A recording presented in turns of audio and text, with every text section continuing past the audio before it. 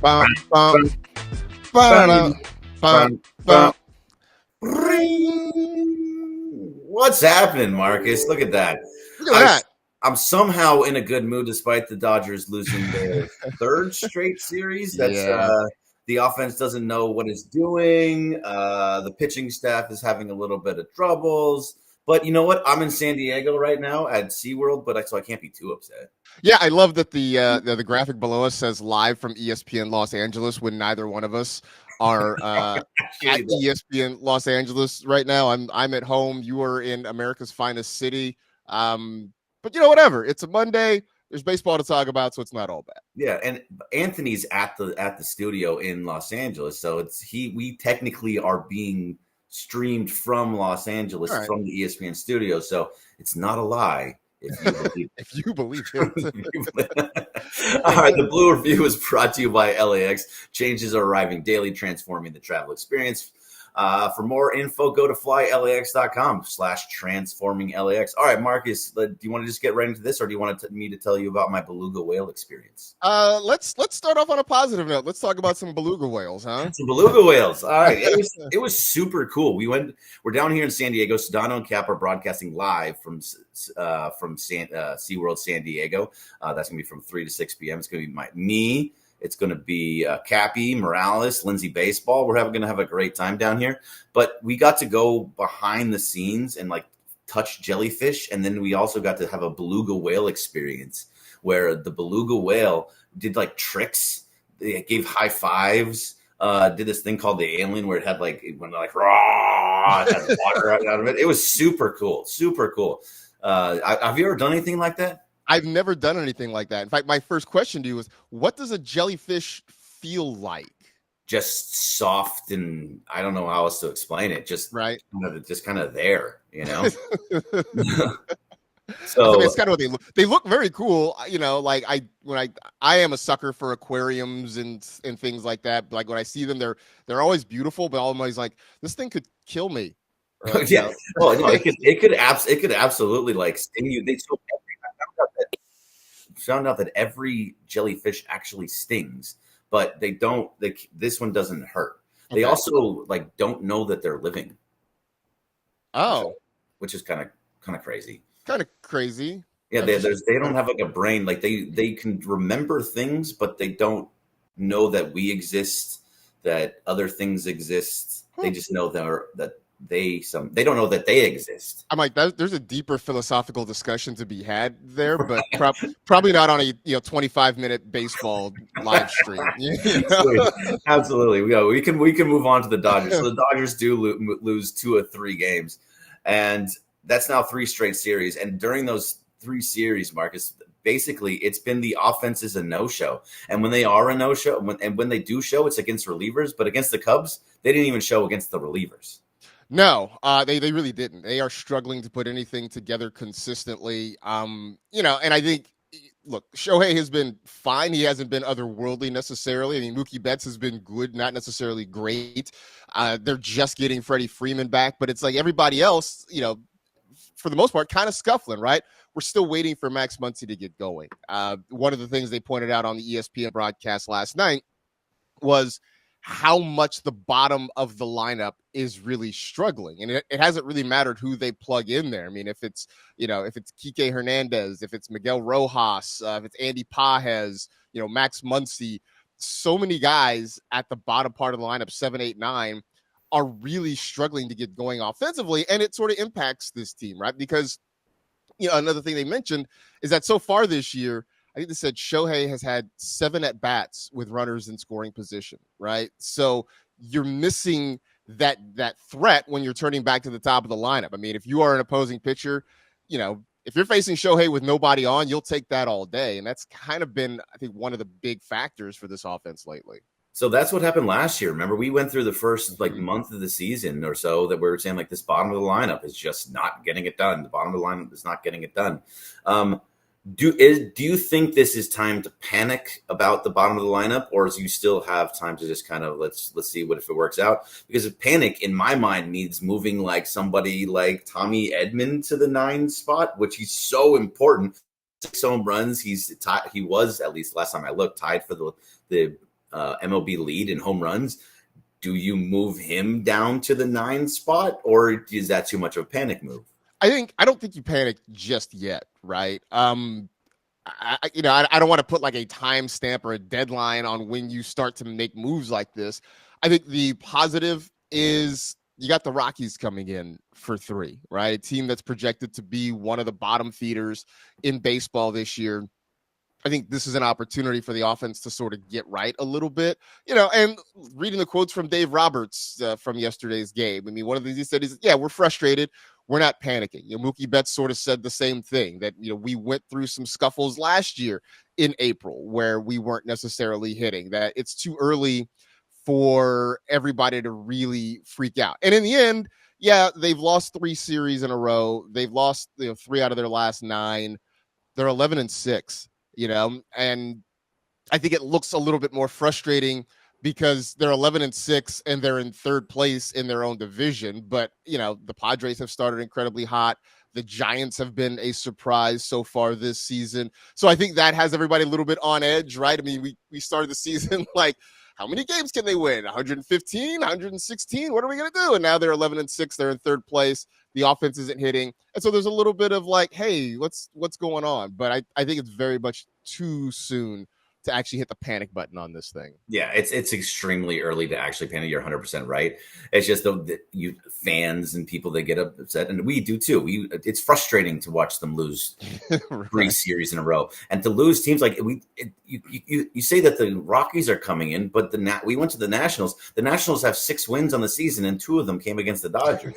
So it doesn't really matter who they play right now. They're making guys like Colin Ray look like a Cy Young candidate. This is just right now, the offense is just not clicking. It's very much at the bottom. It really isn't just the bottom anymore either. If you look at it, I know we try not to go too number heavy, but I was looking at the Dodgers roster. Nobody is over 1,000 OPS anymore, and there's only one guy that has over a 900 OPS. Will Smith is the only one. He's at 969, and he's getting extra days off to try and keep him safe throughout the whole season, and that's why Austin Barnes is coming in. But Austin Barnes, as we talked about on Friday with Jeff Spiegel, is still at 0. He has zeros across the board except for strikeouts, which have 5. This is so the bottom of it's not just the bottom anymore. The highest outside of Will Smith in terms of OPS is right here? It's Shohei, and he's at 877, which is very much low for him. The offense is just not clicking. Yeah. I guess, one small bright spot from the weekend, Kike Hernandez got a hit that wasn't a home run. Like, he can do it. It's possible. It's possible. Yeah. 5 hits in 4 home runs? 5 hits and 4 home runs. 5 hits. Although here's the thing, they've all driven in runs. Every single one of his hit has driven in a run, right? 4 home runs and an RBI single. That's the whole gig for Shohei or for Kike right now. That's good consistency. And he also had another ball down the third base line that was just snagged by their third baseman. It could have been more.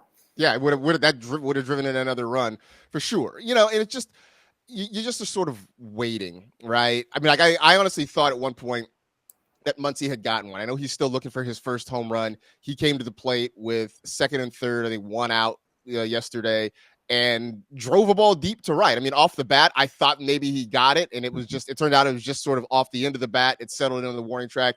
When there's a sacrifice fly, which tied the game at that point, which you could sort of see, I think, a little bit of relief on Muncy's face too, just because he's been striking out so much. So to not only put a ball in play, but to have it be a productive out and drive in a run, I think was a relief for him. But at some point, that ball is going to leave. That ball is it's going to go the extra 5-6 feet or whatever it is, and turn into a home run. And suddenly, instead of a 1-run sac fly, it's a 3-run homer. The game feels different. So I think we're all just sort of waiting for that point. It's hard to think that with this much talent, this offense is going to scuffle this way all year long. It's just, we watch this team get out to an 8-0 start and just hammer the ball. And now all of a sudden things have just kind of come to a screeching halt. It's frustrating, but it's baseball. Yeah, it's frustrating. It's just baseball, and it's all going to click at some point. But I think you're right about Muncy. He did have that ball that went really deep, and Dave Roberts afterwards said that he really liked that at bat. And over the last week, has seen Max Muncy's bat kind of change a little bit, where he hit a couple singles. He is just not swinging for the fences every time, but he still does have that power to do that. I think he needs to see one go over the fence, and maybe that'll kind of help him get going. So it'll all come together. This is something that will happen just a little bit over time, but at some point there needs to be they're just looking for that spark, and it's going to happen. And we talked about it last week. At some point they're going to go 50-12. We're going to be like, oh yeah, right. They struggled at the beginning of the year. I mean, they're still 11-6, despite the fact that, you know, it's been a little bit tough. But let's talk a little bit about pitching, Marcus. Sorry, unless you wanted to say something. No, that was exactly where I was going to go. I'm like, let's find some bright spots, because I thought the pitching was well. Like, you know, what gets erased in losing 16-0 on Saturday night was that Roki Sasaki had a pretty good start, right? He goes 5 innings, gives up 1 run, you know, just the 2 walks. You know, the 1 run was a home run. You know, the bullpen just fell apart, and, you know, the Cubs dump trucked a whole bunch of runs on them in the late innings. But I do think that it overshadowed what I thought was otherwise a pretty good start from Roki Sasaki in that game.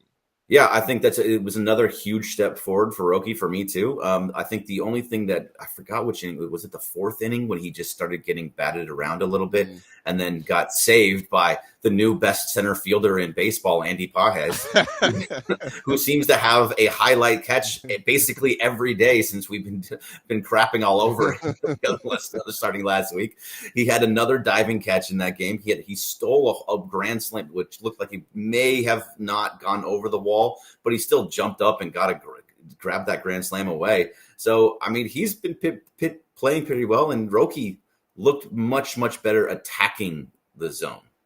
Yeah, and I think that was a key for all the Dodgers starters over the weekend, right? I mean, the weekend started with Yamamoto, you know, and you and I and Jeff Spiegel were texting each other about how incredible he looked. I mean, he was incredibly efficient.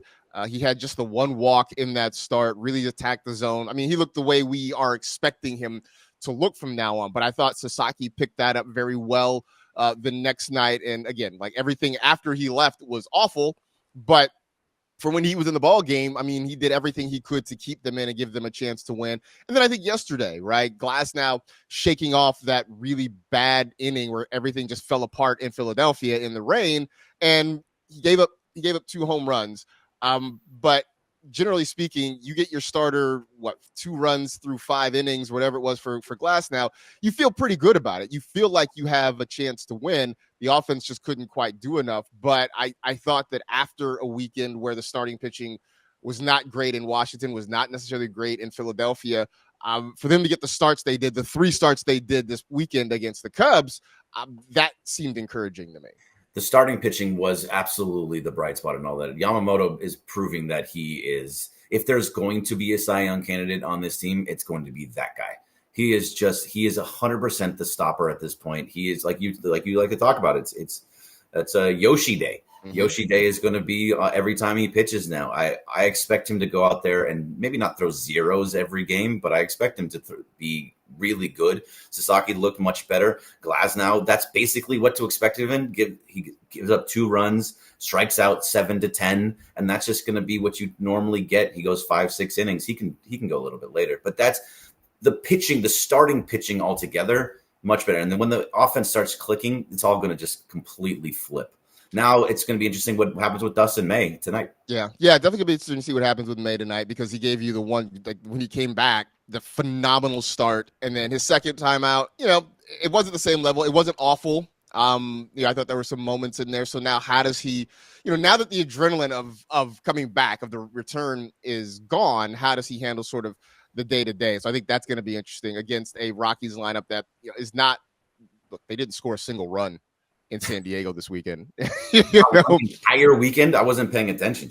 Yeah, I didn't know that. I'm going back and looking through the weekend, and yeah, they were shut out 3 times. 8-0, 2-0, 6-0 by the Padres this weekend. So, you know, it's a team that obviously is struggling to hit right now. So hopefully May can sort of take advantage of that.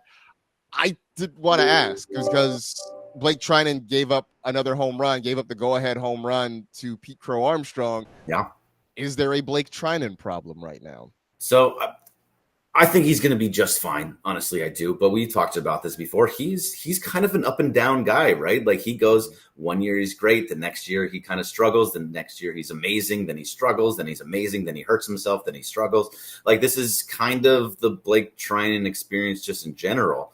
I think when he's on, his stuff is virtually unhittable, and I think we hope that he's going to get back to that. But he really, since the World Series, he has kind of started to give up some hits, give up runs, and it's starting to show a little bit. He probably needs a little time. I'm assuming at some point Dave is going to be like, all right, let's give you a day off. Let's give you a week off. Let's put you on the IL just to kind of like let you like settle yourself just a little bit. But yeah, he's been kind of a bit of an issue right now, and as most of the bullpen has. But I think he's going to be fine. Yeah, I mean, I think some of it too will help when some of these other arms come back.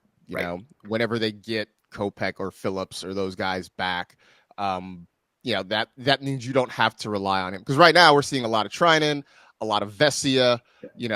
I would suspect that as well as Jack Dreyer generally has pitched, I don't know that they want to use him or Ben Kasparius quite as much as they have so far this season. So I think some of it is just get guys healthy. You can play a little bit more situational, or you can just, as you mentioned, sort of give guys the day off.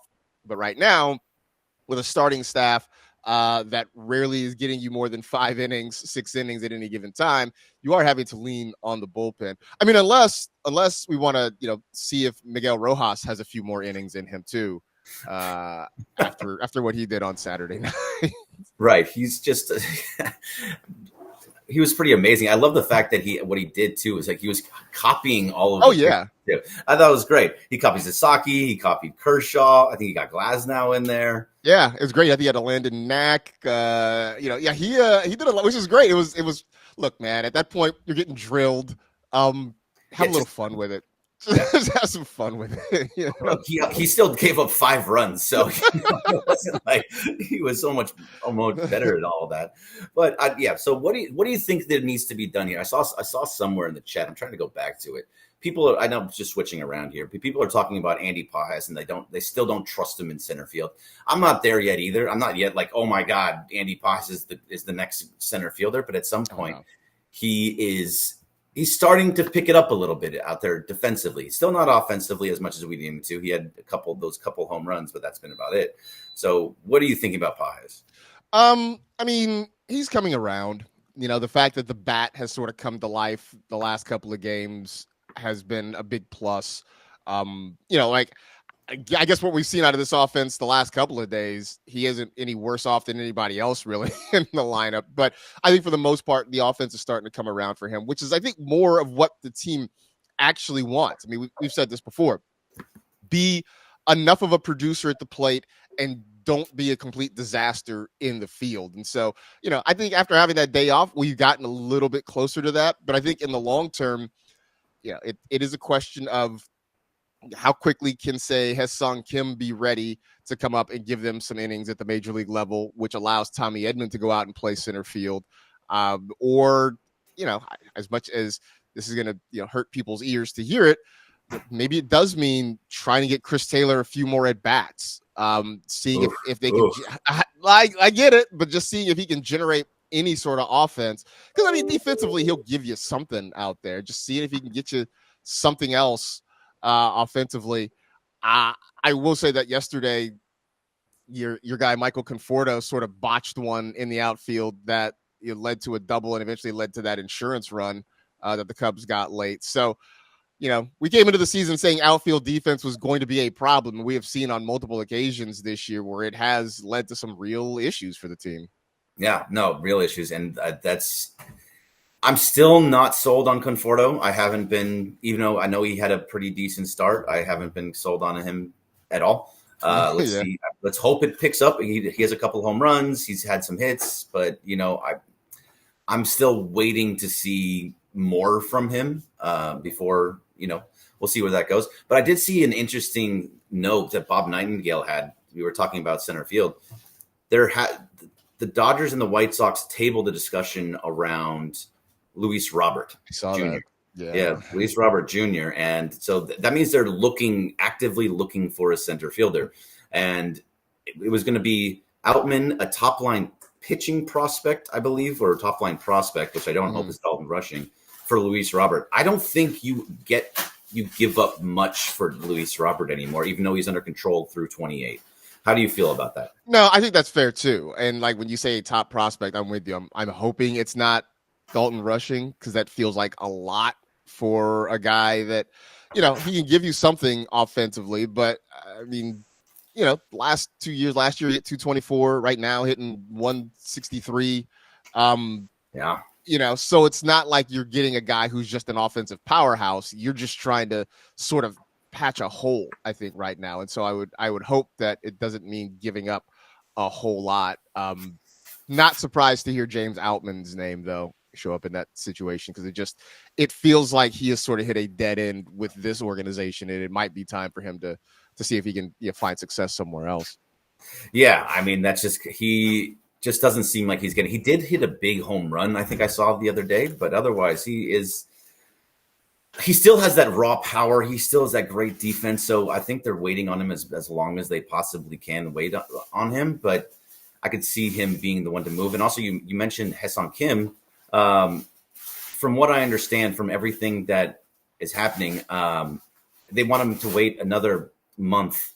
They want to wait till at least 1 month into the season. Mm-hmm. So we'll see because they want to see if how he's been hitting, which he has been hitting really well down in AAA. That's something that sorry, 1 second. Something that's going to take a little bit of time. They want to make sure that it's sustainable and all of that. Yeah, no, I get that. I mean, look, I think when they brought him over, part of it was to sort of give him a little bit of a runway to get ready. I don't think the original plan was to just throw him in the fire from day one and let him go from there. So they are, and I think again, this conversation is exacerbated by the fact that we're talking about what do you do with Andy Pages, and how do you fill in the gaps at the bottom of the lineup? It's sort of that sort of thing. So again, this is all things that we talk about over the course of 162 games because we got to fill the space, and also because they've lost 6 out of their last 9 games. So now it is easier to sort of to pick at these things, but yeah, I'm mostly curious to see what happens when Kim comes up. We know what he is defensively, and yep. That is certainly great. It is just, can he contribute? And I guess, Greg, it's hard to bring up a guy who's not hitting when you have a bottom of the lineup that's also not hitting. What is that going to solve? So that's kind of where they are right now. Yeah. So like that whole Luis Robert thing is like, I'm pretty much out on that for right now. I know people like the name Luis Robert, but he hasn't been good in a couple of years. And the Haesung Kim thing. Look, I love the fact that they're waiting the month. They may not let themselves wait the month at this point because they really need that offense. And I think it would help the bottom of the lineup if he just gets on base over and over again and he can provide good defense and also put Tommy Edman in center field because he plays second base. And you have your infield gets that much better. You don't have to move Edman all over the place. I think that's a positive all around. Yeah, no, 100%. And so, again, this organization, this team has the benefit of being very, very deep. So even when it looks like things aren't going quite right, there always seems to be help on the way. And I think that's a situation right now. There's potentially help on the way. We'll just see when it gets here and in what form it takes. Yep. It's all coming up soon. But I think we're just about at 8:55. Is there anything in the chat that we want to get into? Torpedo bat craze is over. The Yanks are struggling. That was bound to happen, right? There was no way that was going to be a thing for a long time. I mean, weird. Maybe it was just a day where they hit a lot of home runs. Maybe they have that short porch in right field that if you hit anything over there. Short porch in right field and large men who hit the ball very far. Like that. That's what they got. So. Yeah, exactly. I mean, at some point, obviously, the torpedo bat was used last year also, and it was. You think nobody thought that? Oh, hey, if I hit it if pitchers just start adjusting and throwing to different parts of the bat, then if the barrel's in the middle, they'll just go up or just move the ball. Right? These guys are good. I think we forget that. Oh, man. Oh, what are you going to do? All right, but that's going to do it for the Blue Review today. Tomorrow, I will be back down in my normal space in the ESPN Lane studio, no longer in San Diego and SeaWorld. But thank you very much, Marcus. Appreciate it. Mm-hmm. Thank you to the chat. Thank you to LAX. Thank you for Anthony for putting this whole thing out there back at the studio. And thank you guys as always for being here. 8:30 to 8:55 on the Blue Review on the ESPN Los Angeles YouTube page. All right, Travis and DeMarco coming up next. See you.